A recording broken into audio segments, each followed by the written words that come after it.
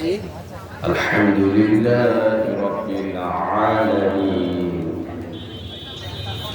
خالق السماوات والأرض الصلاة والسلام على من كان نبيا وآدم بين الماء والطين سيدنا ونبينا وشفينا وحبيبنا وإلنا وكفينا وأولنا ومعيننا محمد رسول الله صلى الله عليه وسلم قال الله تعالى في كلامه المجيد والفرقان الحميد إن المنافقين في الدرك الأسفل من النار ولن تجد لهم نصيرا صدق الله مولانا العظيم وصدق رسوله النبي الكريم الآمين قال النبي صلى الله عليه وسلم آيات المنافق ثلاثة إذا حدث كذب وإذا وعد أخلف وإذا اؤتمن خان وإن سمع وصلى وزعم أنه مسلم رواه مسلم إن الله وملائكته يصلون على النبي يا أيها الذين آمنوا صلوا عليه وسلموا تسليما صلى على حبيب خدا صلى على محمد صلى على حبيب خدا صلى على محمد মানব সে ফুটল রে ফুল নদীর বিড়ি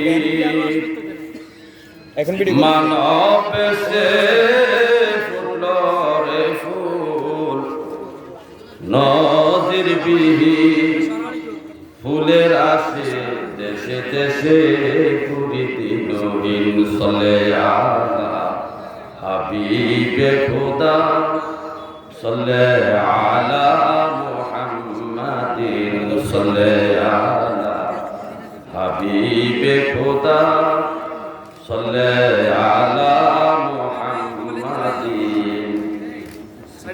প্রেম বাগানে বাজাও রে মন এসকে রবি প্রেম বাগানে বাজাও রে মন এসকে রবি ধীরে ধীরে নূরে নুরি হইবে একদিন চলে আলা হাবিবে খোদা صلى على محمد صلى على حبيب خدا صلى على محمد صلاة رسول الله عليكم سلام يا حبيب عليكم صلاة يا رسول الله عليكم سلام يا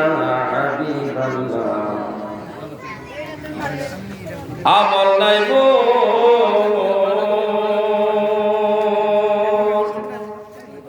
পর পারে দেখাইবা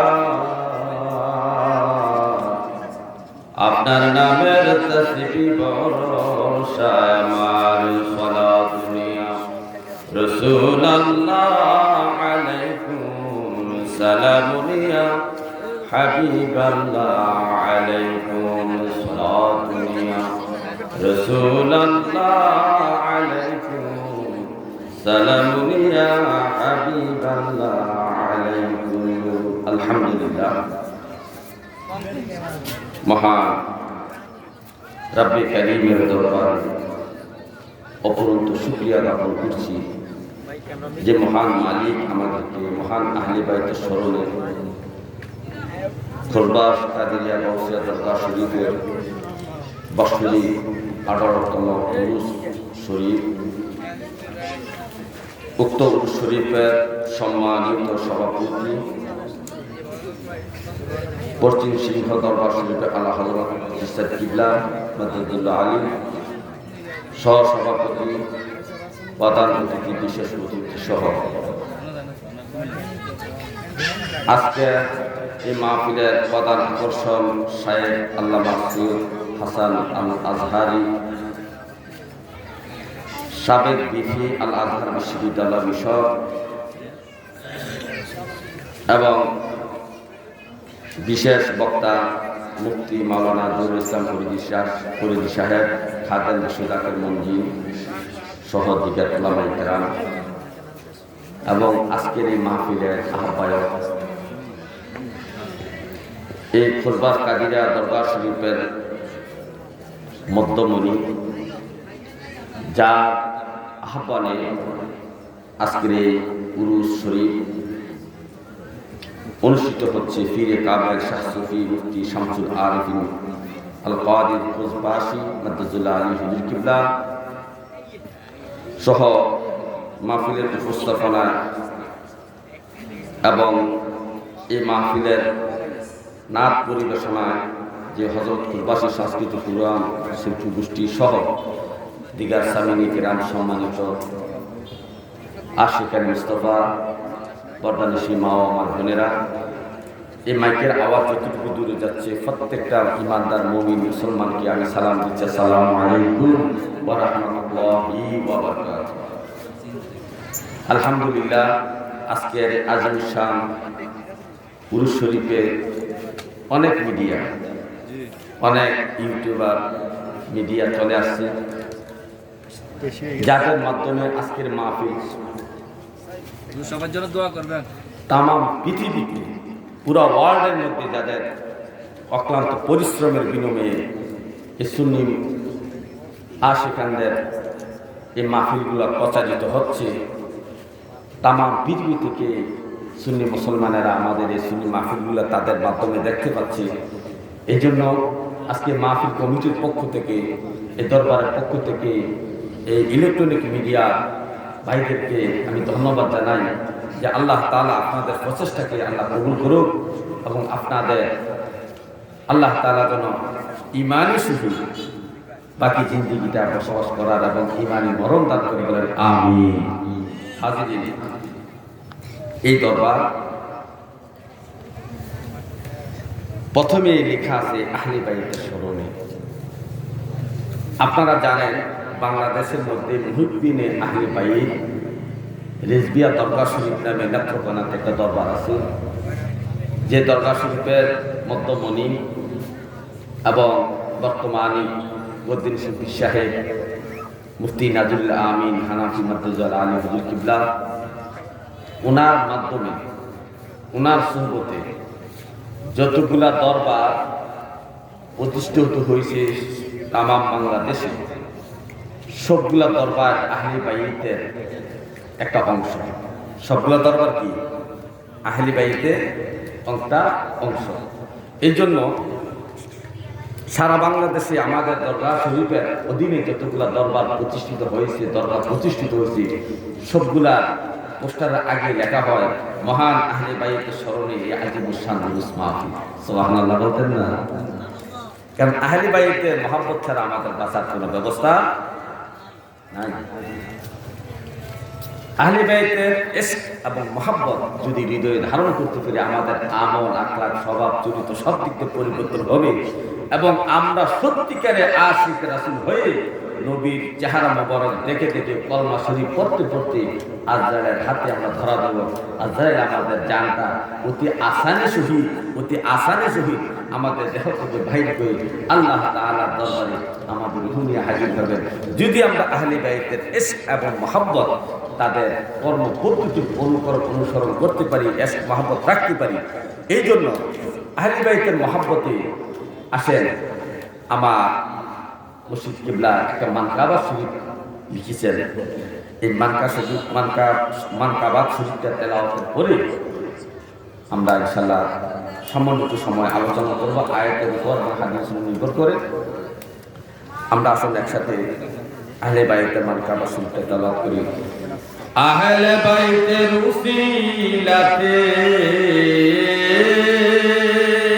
আহলে বাইতের উসিলাতে বাসাও রাব্বুল আলামিন, বিদায় হইব যখন সঙ্গী,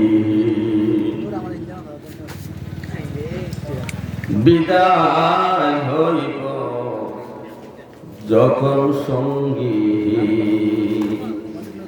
আহলে বাইতের উসিলাতে,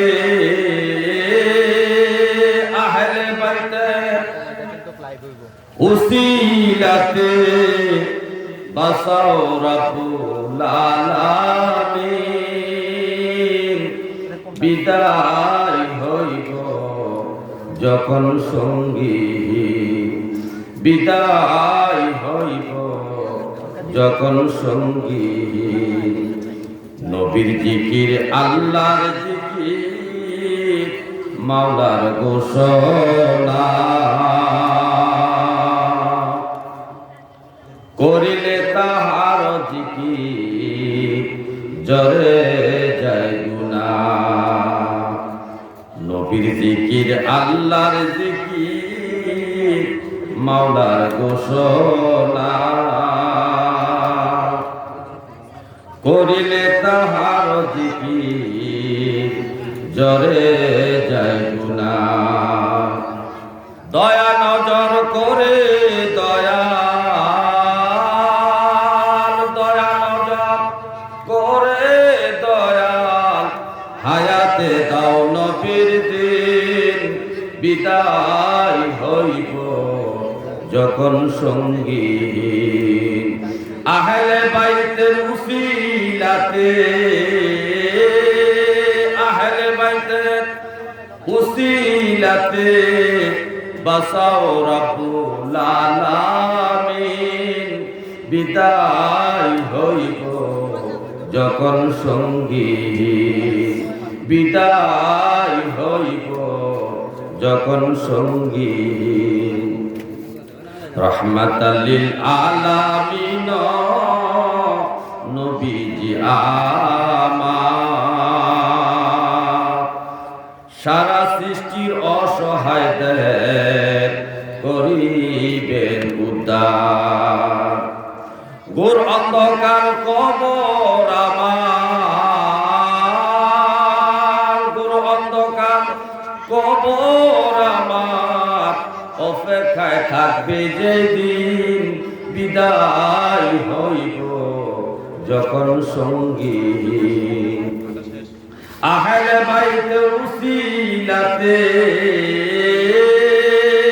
আহলে বাইতের উসিলাতে বাসাও রাব্বুল আলামিন, বিদায় হইব যখন সঙ্গী, বিদায় হইব যখন সঙ্গী।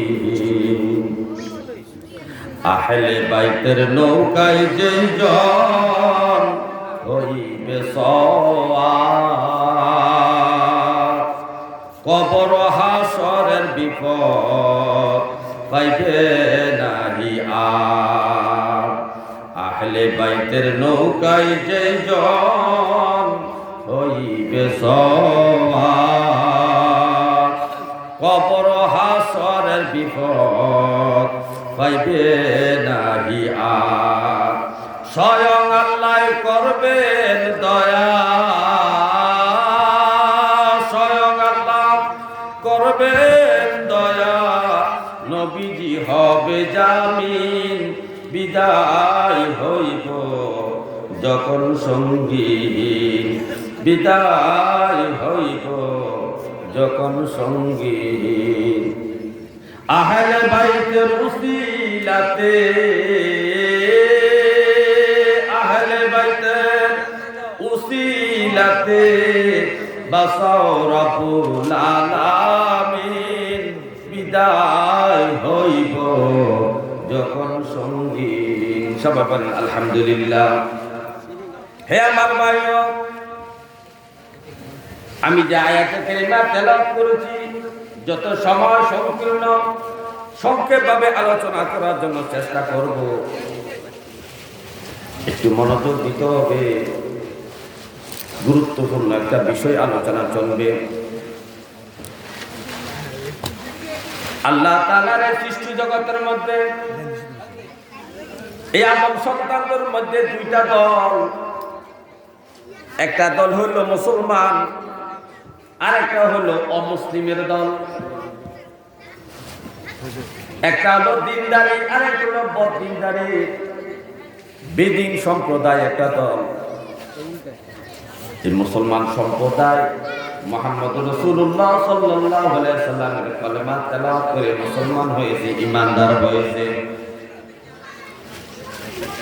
এই মুসলমান এবং কাফের সম্প্রদায়ের মাঝামাঝি একটা সম্প্রদায় সৃষ্টি হয়েছে।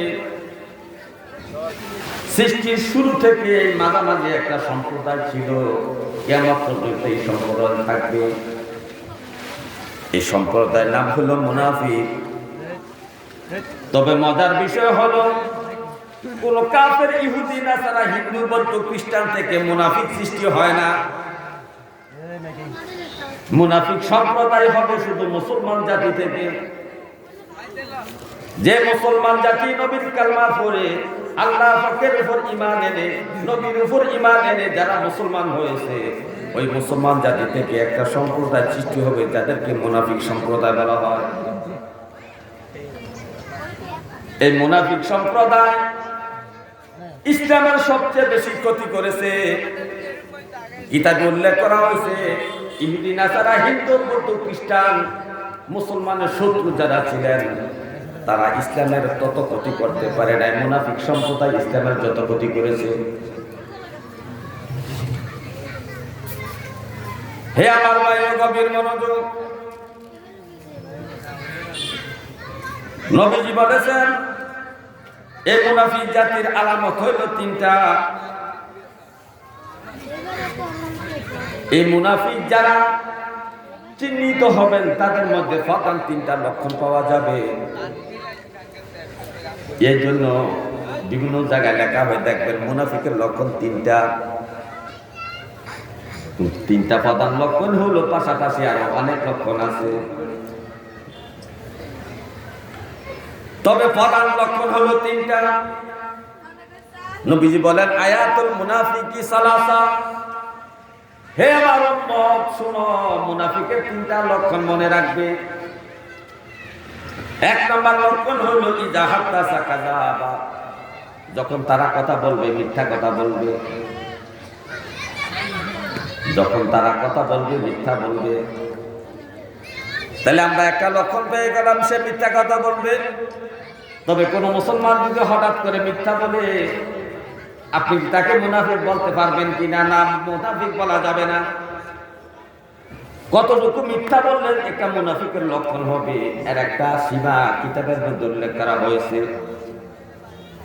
যেমন একজন মুসলমান 24 ঘন্টার মধ্যে যতটা কথা আছে বলে, তার জবান দিয়া যতগুলা কথা বাইর হয়, এই 100% কথার মধ্যে যদি 50 নয় 55 অথবা 60% কথা মিথ্যা বলা হয়, মিথ্যা প্রমাণিত হয় তার কথাগুলা, তাহলে এটা মুনাফিকের একটা লক্ষণ হয়ে দাঁড়াবে।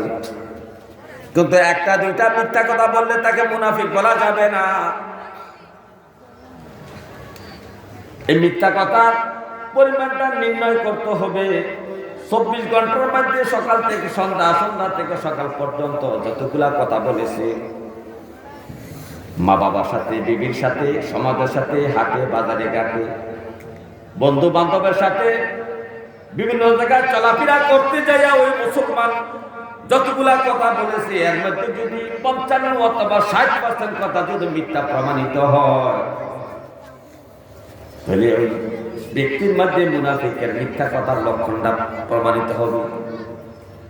কিন্তু একটা, দুইটা, তিনটা, চারটা, পাঁচটা কথা বললে তাকে মুনাফিক বলা যাবে না, মুনাফিকের লক্ষণ ধরা যাবে না। তাহলে আজকে আমাদের সমাজের মধ্যে দেখেন, আমরা মোবাইলের মধ্যে শত শত মিথ্যা কথা বলি। মাল সামানা ক্রয় বিক্রয় করতে গেলে মিথ্যা কথা দোকানদাররা বলে,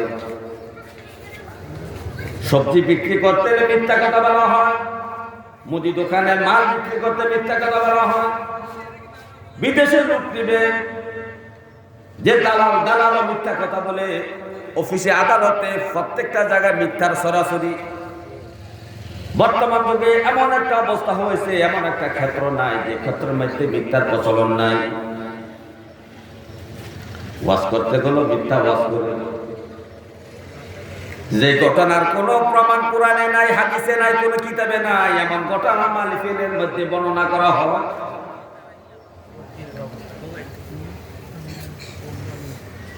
এমন ঘটনা বক্তা সুন্দর করে ইনিয়া দিনে আল্লাহ তাআলা কণ্ঠ দিয়েছে, তাকে গলা দিয়েছে, মানুষকে ধোঁকা দেওয়ার জন্য নিজে নিজে গল্প বানাইয়া শ্রোতাদেরকে শোনায় মিথ্যা গল্প।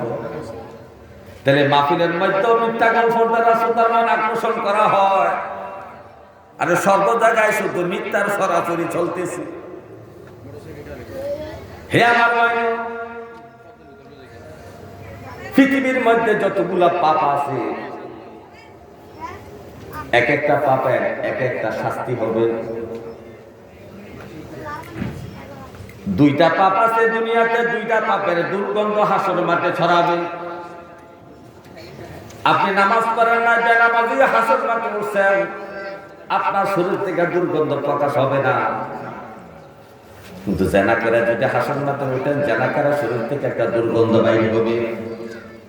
হাসরবাসী দেখে এই গন্ধ নাকের মধ্যে গেলে বুঝতে পাবে লোকটা জেনাকা। আরেকটা পাপ হলো মিথ্যা কথা বলা। যে কোনো ব্যক্তি যদি মিথ্যা কথা বলে, তার জবান থেকে, তার মুখ থেকে দুর্গন্ধ বাইর হবে হাসরের মাঠে। এই মিথ্যাকে আমাদের পরিহার করার দরকার। মিথ্যা ভয়ঙ্কর একটা পাপ। নবীজি বলছে, মিথ্যা মানুষের রিজিক কমায়, মিথ্যা মানুষের হায়াত কমায়। এগুলো তো হাদিসের কথা। হে আমার ইমানদার ভাইও, আমরা মিথ্যা ছেড়ে দিব, আমরা মুনাফিকের আলামতের মধ্যে যেন আমরা না পড়ি। 2 নম্বর আলামত হলো, নবীজি বলছেন, ওয়া ইজা ওয়াদা আখলাফা, যখন সে অঙ্গীকার করে, শপথ করে, শপথ ভঙ্গ করে। মুনাফিকের 2 নম্বর লক্ষণ হলো, যখন সে শপথ করে, শপথ ভঙ্গ করে। ওয়াদা করলে ওয়াদা ভঙ্গ করে। কেমনে ওয়াদা ভঙ্গ করে? এই বিষয়ে যদি আলোচনা করতে যায়, অত 1 থেকে 1.5 ঘন্টা সময় দরকার।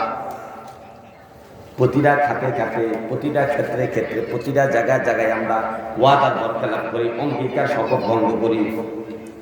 এর মধ্যে 1 নম্বর ওয়াদা হলো, হাসরের আল্লাহ তাআলা আমাদেরকে সৃষ্টি করে বাবা আদমের পিঠ থেকে আমাদেরকে বাহির করিয়া আমাদেরকে জিজ্ঞাসা করেছিল, আলাস্তু বিরাব্বিকুম, আমি কি তোমাদের রব নই? আমরা এক বাক্যে সবাই জবাব দিয়েছিল। নবী থেকে শুরু করে সাধারণ মানুষ পর্যন্ত সবাই এক বাক্যে জবাব দিয়েছিল, কালু বালা, আপনি আমাদের রব, আপনি আমাদের প্রতিপালক, আপনি আমাদের রব। কিন্তু দুনিয়াতে জন্মের পরে আল্লাহকে রব না মানিয়া দুনিয়ার মানুষকে, দুনিয়ার সৃষ্টিকে আমরা রব মানা শুরু করেছি। কথায় কথায় বলি, উনি খাওয়াইলে আমি খাইছি, উনি বাঁচাইলে তো আমি বাঁচছি। ওনার কাছে যাওয়াতে জিনিসটা আমার এ হয়েছে, ওনার কাছে যাওয়াতে জিনিসটা আমি পাইছি। আর এই কথাটা এভাবে বলা যাবে না। তোমার রব হইল আল্লাহ, তোমাকে খাওয়ায় আল্লাহ, তোমাকে ধনী বানায় আল্লাহ, গরিব বানায় আল্লাহ, তোমাকে ইজ্জত দেয় আল্লাহ, সর্বক্ষেত্রে সর্ব সময় তোমার যত জীবনের কার্যকলাপ আছে সবগুলো আল্লাহর ক্ষমতায় তুমি করতেছো। তোমার রব হইল আল্লাহ। তুমি ডাক্তার ওষুধ খাইয়া রোগ ভালো হয়েছে, তুমি কত বড় নাফরমানি কথা বলো, অমুক ডাক্তারের কাছে না গেলে আমি মরে গিয়েছিলাম। আরে অমুক ডাক্তারকে তোমাকে বাঁচানোর ক্ষমতা আছে কিনা? হায়াত দেওয়ার মানে একমাত্র আল্লাহ ছাড়া আর সৃষ্টি জগতের কোন ব্যক্তির কাছে হায়াত দেওয়ার কোন ক্ষমতা নাই। হে আমার ভাই, গভীর মনোযোগ। তুমি যে ওয়াদা করলা কালু বাবা বলে, কিন্তু দুনিয়াতে আসিয়া জন্মের পরে বুঝ হইয়া তুমি আল্লাহকে রব অস্বীকার শুরু করে দিয়েছ। তুমি রব মানা শুরু করছো তোমার ব্যবসা বাণিজ্যকে। তুমি বলতেছো আমার এই ব্যবসা বাণিজ্য না থাকলে আমার সংসার ধর্ম চলতো না, আমার সংসার মানুষগুলা না খাইয়া মরতো, আমি নিজেও না খাইয়া মরতো। তাহলে তোমাকে ব্যবসা খাওয়ায় না, আল্লাহ খাওয়ায়। তোমার এই কথাটা বলা এইভাবে ঠিক হয় না। তুমি বলতে পারো আল্লাহ তাআলা আমাকে একটা সুন্দর ব্যবসা দিয়েছেন, হালাল পন্থা। আমি এই ব্যবসার মধ্যে শ্রম দিতেছি, শ্রমের মাধ্যমে আমার ইনকাম হচ্ছে। আল্লাহ তাআলা তো এতে আমি ইনকামের দ্বারা আমি ভালো চলতেছি। কথাটা সুন্দর করে বলতে পারো, কিন্তু তুমি এভাবে না বলো। তুমি বলো ব্যবসা তোমাকে বাঁচাইছে, ব্যবসা না থাকলে তুমি না খাইয়া মরতা, তুমি মইরা যাইতা। হে আমার ভাই, এরপরে ওয়াদা হলো অনেক প্রকারের বিষয় আমরা ওয়াদা করি, তবে শেষ পর্যায়ে একটা প্রসঙ্গের কথা বলে যাই। আমরা পীর সাহেবের কাছে বায়াত হতে গেলে আমরা ওয়াদা করি।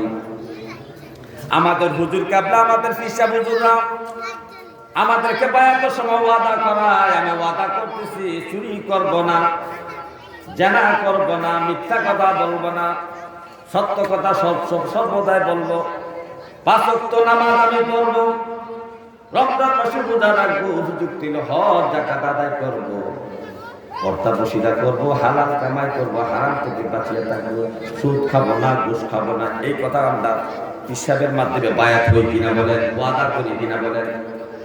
এই যে আপনি হিসাবের হাতের মধ্যে হাত রাখিয়া ওয়াদা করলেন, এই ওয়াদা কিন্তু আপনি রক্ষা করেন নাই। মুড়ি খাওয়ার পর আপনি 5 ওয়াক্ত নামাজ পড়েন না। আপনি উপযুক্ত হয়েছেন জাকাত দেওয়ার, কিন্তু আপনি জাকাত দেন না। রমজান মাসে এনে কিছু ভোট করে দিয়া জাকাতের নামে ধোঁকাবাজি করেন। আপনি উপযুক্ত হয়েছেন হজ করা, আপনি ফরজ হজ না করিয়া নফল উমরা করিয়া আপনি মানুষকে ধোঁকা দেন, আপনি হাজী সাহেব লেখেন, অথচ আপনার উপর হজ ফরজ হয়েছে। হে আমার ভাই, গভীরভাবে মনোযোগ।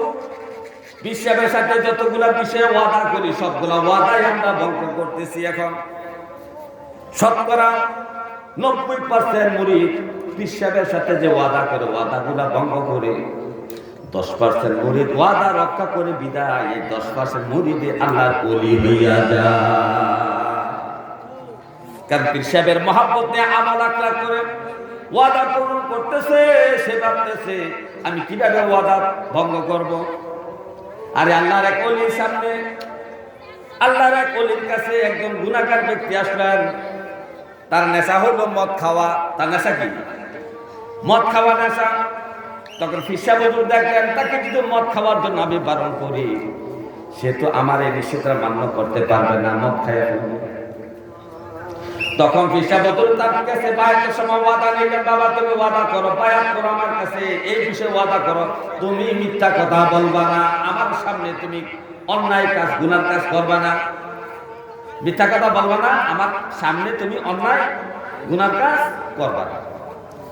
মুরিদ বলতেছে এটা কোনো বিষয় হলো, আমি আপনার সামনে কোনো গুনাহ করব না, অন্যায় করব না, মিথ্যা কথা বলবো না। এই ওয়াদা কইরা এই আল্লাহর বান্দা পীর সাহেবের কাছে বায়াত হইয়া বাড়িতে চলে গেছে। বাড়িতে যে যখন চান মদ খাওয়ার জন্য নেশা জাগছে, রাতের বেলা গোপনীয় জায়গায় সে মদের গ্লাস নিয়ে, মদের পেয়ালা নিয়ে মদ জায়গায় খাওয়ার জন্য প্রস্তুতি নিয়েছে। হঠাৎ করে মদের পেয়ালার মধ্যে খেয়াল করে দেখতেছে ওই পেয়ালার মধ্যে আল্লাহর ওলির নুরানি চেহারা দেখা যায়। যখন মদের পেয়ালায় তার পীর সাহেবের নুরানি চেহারা সে দেখলো, ওই যে ওয়াদা করছিল বায়াতের সময় আপনার সামনে আমি গুনাহ করব না, অথচ মুরিদও জানে মদ খাওয়া হারাম। হারাম কাজটা যখন করতে গেছে তখন মদের পেয়ালার মধ্যে তার বিশ্বাসের চেহারা বেশি উঠছে। বেশি ওঠার কারণে সে ওই ওয়াদার কথা তার খেয়াল হয়েছে, হায় রে হায়, আমি না ওয়াদা করছি আমার বিশ্বাসের সামনে গুনার কাজ করবো না। এই কথা বলে সে মদের পেয়ালা ফেলে দিল।